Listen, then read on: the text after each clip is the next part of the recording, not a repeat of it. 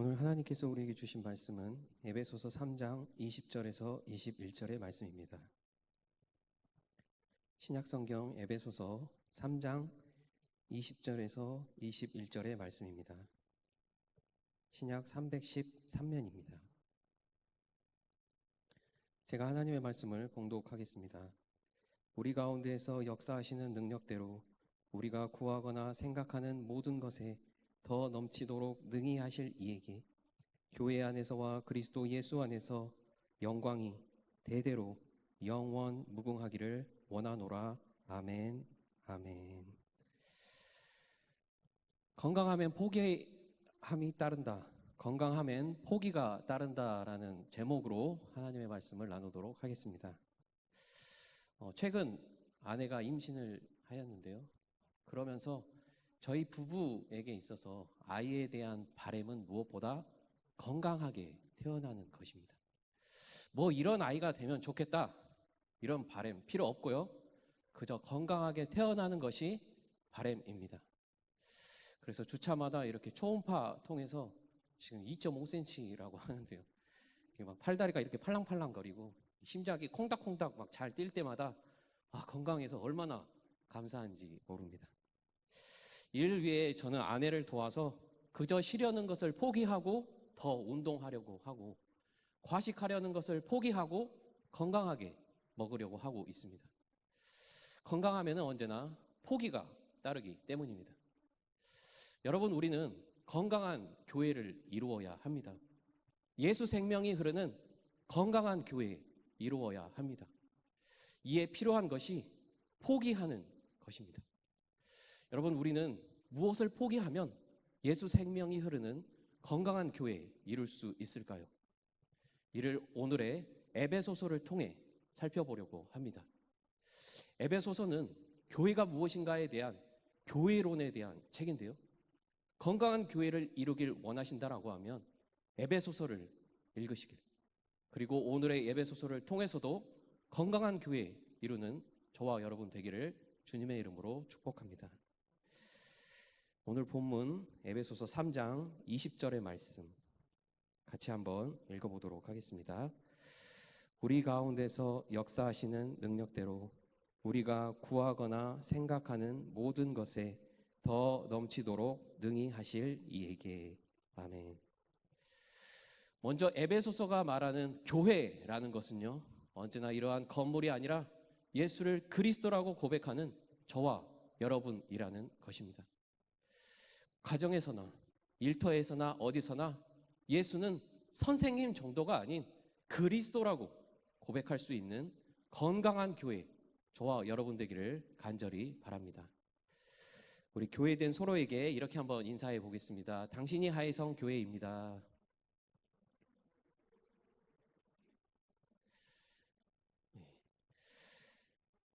그렇다면 우린 어떻게 이런 예수 생명이 흐르는 건강한 교회를 이룰 수가 있겠습니까? 이는 오늘 본문에 우리 가운데서 역사하시는 능력대로에서 보듯 성령이 역사하시는 능력이 있어야 한다라는 것입니다. 건강한 교회는 성령의 역사가 있는 교회입니다. 우리 오늘 본문 에베소서 3장 21절의 말씀 다시 한번 같이 읽어보겠습니다. 교회 안에서와 그리스도 예수 안에서 영광이 대대로 영원 무궁하기를 원하노라. 아멘. 오늘 본문에 보니까요, 바울은 성령은 교회 안에서 그 영광을 대대로 영원 무궁히 나타낸다라고 하고 있습니다. 곧 성령은 우리로 하여금 교회 되게 합니다. 그리고 그런 우리로 하여금 주님께 영광이 되게 한다라는 것입니다. 저는 2년 전 청년들과 함께 보령으로 농촌 선교를 간 적이 있습니다. 그러면서 전도회, 연극회, 벽화 이런 것들을 준비하였습니다. 그런데 그런 준비함에 있어서 언제나 동력이 되었던 것은 저의 말이나 우리의 화이팅이 아니라 언제나 성령님이었던 것을 보게 되어집니다. 일과를 시작하고 마치며 또 사역을 시작하기에 앞서 기도하면 성령님은 우리에게 임했고, 성령님은 그 보령에 어르신과 아이들에게 복음을 전함에 있어 기쁨과 담대함으로 하게 하였던 것을 보게 되어집니다. 성령이 임하니까 예수 생명 흐르는 건강한 교회, 참 교회가 되었던 것을 보았습니다. 여러분, 성령이 임하기를 바랍니다. 우리에게, 우리 가정에, 우리 하혜성교회에 성령이 임하기를 축복합니다. 성령만이 우리로 하여금 건강한 교회, 주님이 원하시는 그 영광이 되는 교회에 이루게 할 것입니다. 다음 주일은 종교개혁 주일입니다. 부와 권력, 성을 탐하던 교회가 개혁되어서 새로워졌던 때를 기념하는 주일입니다. 여러분, 우리는 세상 속에서 살아가니까 끊임없이 세속에 부패할 수밖에 없습니다. 돈과 권력, 성에 부패할 수밖에 없다라는 것입니다. 그런 우리는 스스로를 끊임없이 개혁해야만 합니다. 그래야 예수 생명이 흐르는 교회, 주님께 영광이 되는 교회 되기 때문입니다. 그래서 종교개혁가들이 외쳤던 슬로건도 라틴어로 에클레시아 리포마타 세펄 리포마다 에스트, 개혁된 교회는 항상 개혁되어야 한다라고 외쳤던 것입니다. 여러분, 스스로를 끊임없이 개혁하시되 성령 안에서 개혁하여서 건강한 교회들 되시기를 바랍니다. 이를 위해서 기도할 때 성령만이 우리를 이끌어 주옵소서라고 기도하시기를 바랍니다. 성령만이 우리로 하여금 건강한 교회, 주님이 원하시는 그 영광이 되는 교회 되게 하기 때문입니다.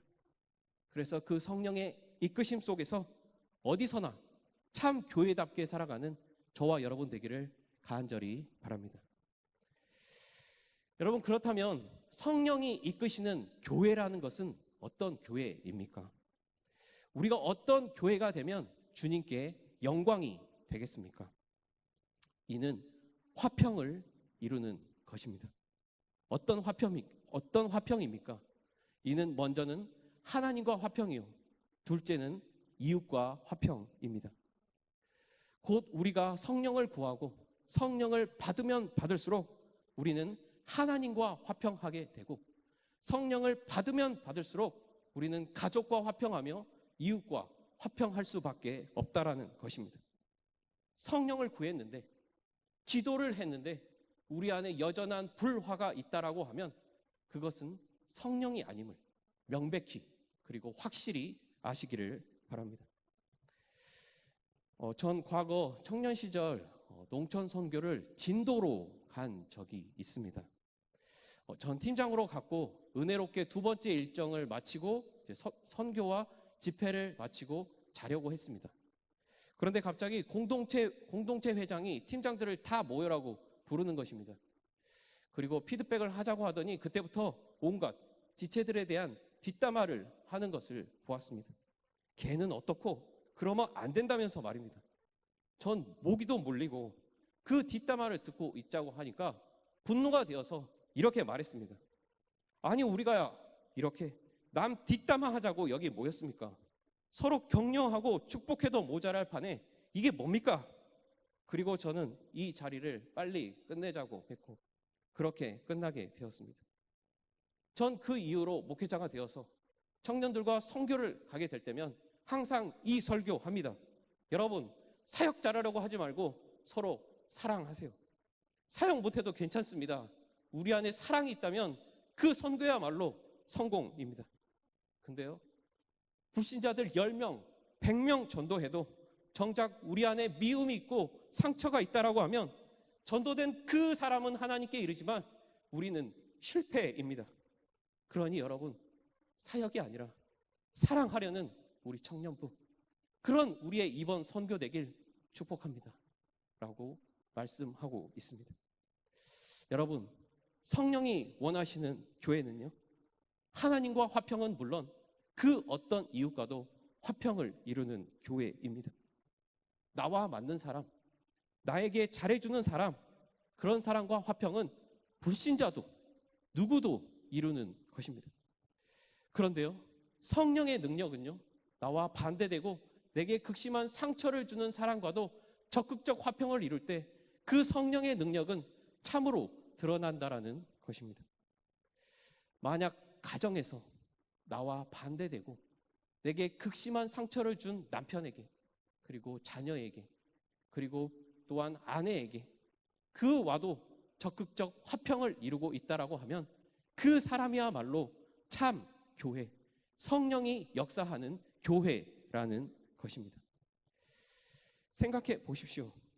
화평할 수가 없는데 먼저 자기를 낮춰서 적극적 화평을 이루니 그 사람을 통해서 그 가정에 예수 생명이 흐르지 않겠습니까? 일터에서도, 그리고 우리 하혜성 교회에서도 우리 언제나 이룰 수 없는 화평, 상식을 넘어서는 화평 이루어가는 저와 여러분 되기를 간절히 바랍니다. 이를 위해 성령을 구하십시오. 왜입니까? 이룰 수 없는 화평은 성령께서 이루어가시기 때문입니다. 여러분, 저도요, 사역하며 원수 같은 성도 있었어요. 오해하고 또한 음해하고 제 힘으로는 도저히 화평이 되지 않았습니다. 그런데 어느 날 기도회 하고 성령이 제게 임하니까요, 그 기도에 마치니까 그저 그분이 사랑스럽게 보였던 것을 보게 됩니다. 그래서 그 집사님께 다가가서 집사님 사랑합니다, 축복합니다, 전심으로 했던 것을 보게 됩니다. 그 집사님과 사이 안 좋았었는데요, 그 기도에 마치고부터 참으로 사이가 좋아졌던 것을 보게 되어집니다.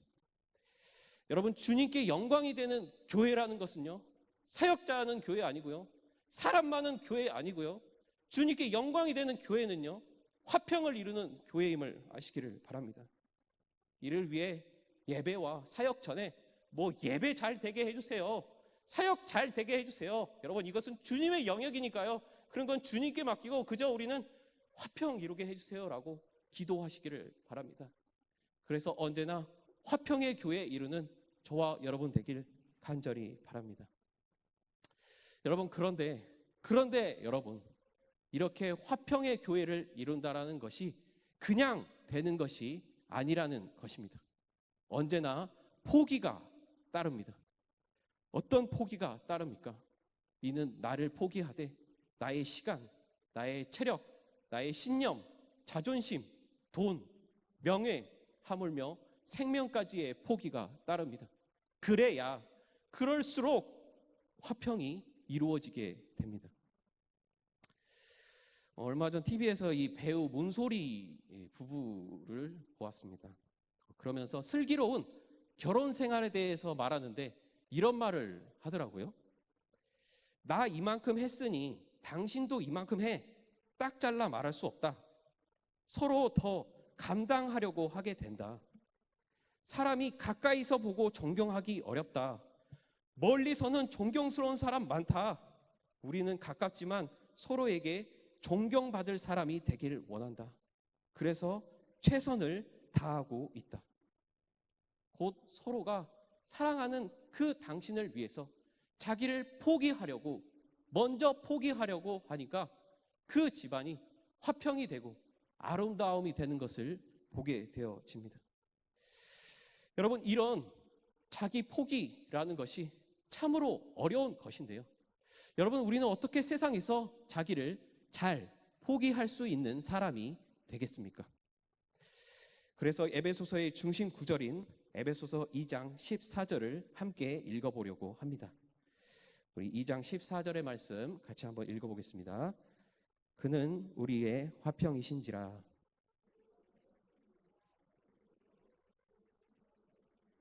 자기 육체로 하시고. 아멘. 여러분, 우리는 하나님과 화평을 이룰 수가 없었습니다. 결코요. 그 누구도요. 무엇으로도요. 여러분, 그런데 어떻게 우리가 하나님과 화평을 이루게 되었습니까? 그것은 그리스도 예수께서 하나님과 화평을 이루게 하시려고 죄로 인해 막힌 그 담을 허시려고 자기 육체를 그 십자가에 던지셨기 때문에, 그리고 지금도, 아니 영원히 하나님 보좌 우편에서 내가 저들을 위해 죽었다라고 하면서 자기 육체를 던지시고 계시기 때문에 죄인된 우리는 지금부터 영원까지 하나님과 화평을 이룰 수가 있게 되었다라는 것입니다. 예수님의 이 영원한 자기 포기로 인해서 우리는 이 땅에서 어떠함에도 천국을 살게 되었을 뿐만 아니라 예수님의 이 영원한 자기 포기로 인해서 우리는 저 하늘 천국까지 살게 되었다라는 것입니다. 여러분, 이것을 믿으십니까? 여러분, 예수님의 이 영원한 자기 포기를 우리가 진짜 안다면, 이 포기를 참으로 안다라고 하면 우리가 어찌 땅의 것 포기 못해 하나님과 불화하겠으며, 어떻게 땅의 것 포기 못해 가족과 불화하고 이웃과 불화할 수 있겠습니까? 여러분, 우리로 이 땅에서 천국 살게 할 뿐 아니라 저 천국, 영원한 저 천국 살게 하는 예수님의 이 영원한 자기 포기를 날마다 바라보시기를 바랍니다. 그래서 땅의 것을 언제라도 기꺼이 포기하고 하나님과 화평, 가족과 어떤 이웃과도 화평 이루는 참 교회들 되기를 바랍니다. 여러분, 우리 아는 신앙의 선배이자 목회자들이라고 하면 누구나 존경하는 목사님의 한경직 목사님 있습니다. 저는 장신대학교를 들어가고 학교의 중심이자 예배당에 한경직 기념 예배당이 있음에, 아니 도대체 한경직이라는 분이 어떤 분이시길래 이렇게 기념하여 예배당까지 세웠는가라는 생각을 하였습니다. 한경직 목사님에게는 이런저런 존경할 점이 있지만 저는 한경직 목사님의 자기 포기를 존경합니다. 한경직 목사님의 자기 포기는 1992년 종교계의 노벨상이라고 아닌 템플턴 상을 받을 때 그 빛을 가장 드러냈습니다.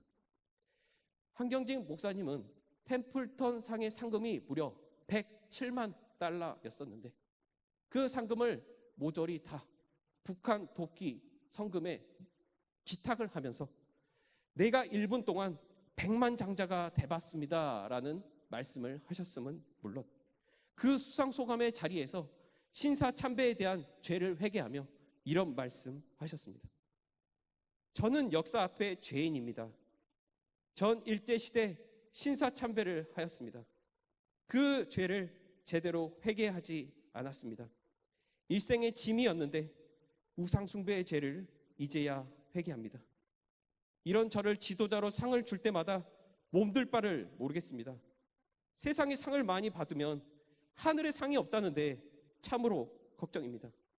이 상은 저 한경직 목사님에게 주는 상이 아닌 한국 교회에 돌리는 의미 있는 상입니다. 여러분, 사람이라는 것이 돈과 명예에 대한 것을 포기하기가 참으로 어려운 법인데 어떻게 한경직 목사님은 이렇게 자기 포기를 하되 과감하게 포기할 수 있었습니까? 이는 그분의 유명한 일화에 답이 있습니다. 한경직 목사님이 은퇴하고 나서 교계의 중진 목사님들이 남한산성 계곡에 은거하여 계신 한경직 목사님께 찾아가서 목사님, 좋은 말씀 한마디만 해주십시오라고 했을 때 이런 말씀 했습니다. 예수 잘 믿으세요. 교계의 중진 목사님들에게 예수 잘 믿으세요라는 말은 상당한 당혹스러움을 주었습니다.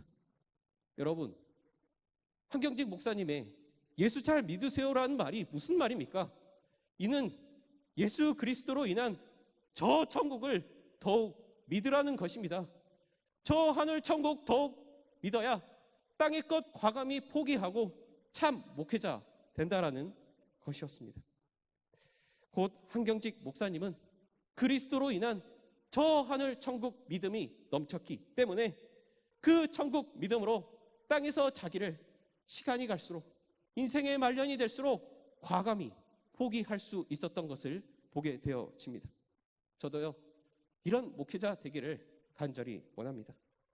예수 그리스도로 인한 저 하늘 천국 날마다 더욱 참으로 믿는 그런 목회자, 그래서 이 땅에서 땅의 것을 과감히 먼저 포기할 수 있는 그런 목회자, 저 하늘 천국 믿음이 너무나 넘쳐서 하나님과 화평은 물론 그 어떤 이웃과도 화평을 이루는 그런 목회자 되기를 저는 간절히 원하고 있습니다. 사랑하는 여러분, 건강하면은 언제나 포기가 따르는 법입니다. 건강한 교회 이루기 위해서 날마다 예수 그리스도로 인한 참 영광, 곧 저 하늘 천국을 날마다 더욱 확실히 믿어가시기를 바랍니다. 그래서 저 천국 하늘 믿음으로 이 땅에서 자기의 것을 과감히 포기해 언제나 하나님과 화평, 가족과 화평, 그 어떤 이웃과도 화평을 이루는 건강한 교회, 주님께 영광이 되는 참 교회, 저와 여러분 되기를 주님의 이름으로 축복합니다.